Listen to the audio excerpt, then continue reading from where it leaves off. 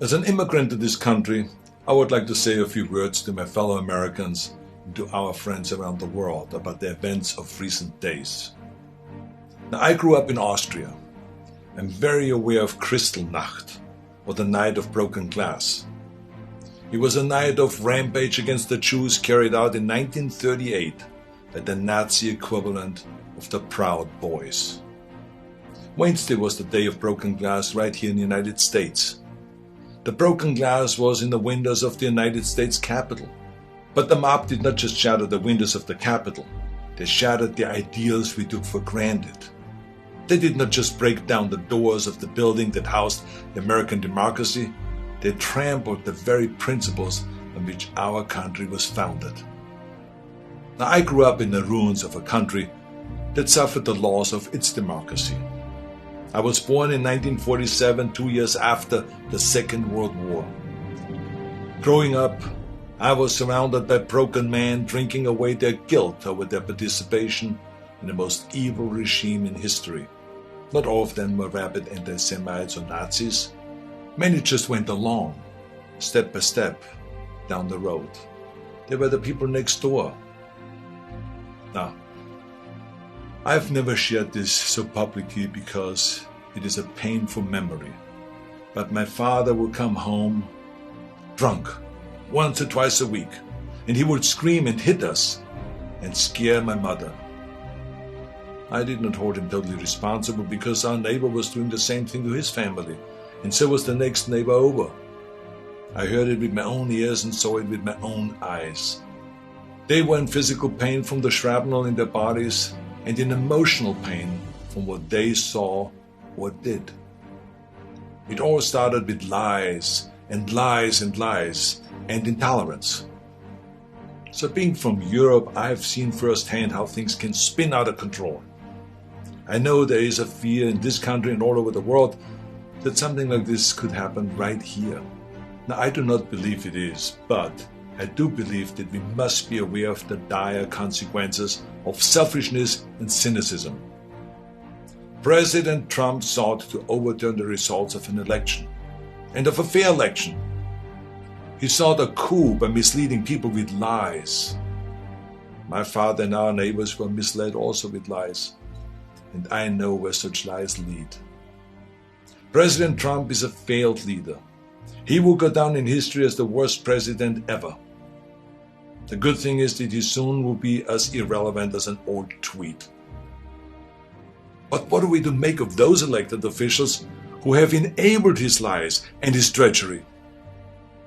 I will remind them of what Teddy Roosevelt said. Patriotism means to stand by the country. It does not mean to stand by the president. Now, John F. Kennedy wrote a book called Profiles in Courage. A number of members of my own party, because of their own spinelessness, would never see their names in such a book, I guarantee you. They're complicit with those who carried the flag of self-righteous insurrection into the Capitol. But it did not work. Our democracy held firm. Within hours, the Senate and the House of Representatives were doing the people's business and certifying the election of President-elect Biden. What a great display of democracy. Now, I grew up Catholic. I went to church, to Catholic school. I learned the Bible and my catechism and all this. And from those days, I remember a phrase that is relevant today: a servant's heart. It means serving something larger than yourself. See, what we need right now from our elected representatives is a public servant's heart. We need public servants that serve something larger than their own power or their own party. We need public servants who will serve higher ideals, the ideals in which this country was founded, the ideals that other countries look up to. Now, over the past few days, friends from all over the world have been calling me distraught and worried about us as a nation. One woman was in tears about America, wonderful tears of idealism about what America should be. Those tears should remind us of what America means to the world. Now I've told everyone who has called that as heartbreaking as all of this is, America will come back from these dark days and shine our lights once again. Now you see this sword? This is the Conan sword. Now here's the thing about swords. The more you temper a sword, the stronger it becomes.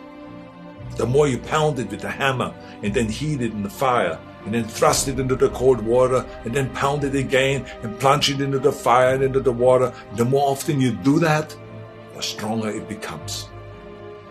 I'm not telling you all this because I wanted to become an expert sword maker, but our democracy is like the steel of this sword. The more it is tempered, the stronger it becomes. Our democracy has been tempered by wars, injustices, and insurrections. I believe, as shaken as we are by the events of recent days, we will come out stronger because we now understand what can be lost.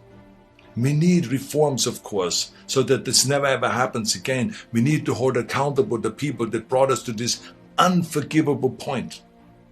And we need to look past ourselves, our parties and disagreements, and put our democracy first. And we need to heal together from the drama of what has just happened. We need to heal not as Republicans or as Democrats, but as Americans. Now, to begin this process, no matter what your political affiliation is, I ask you to join me in saying to President-elect Biden, President-elect Biden, we wish you great success as our president. If you succeed, our nation succeeds. We support you with all our hearts as you seek to bring us together. And to those who think they can overturn the United States Constitution, know this: you will never win. President-elect Biden, we stand with you today, tomorrow, and forever in defense of our democracy from those who would threaten it. May God bless all of you, and may God bless America.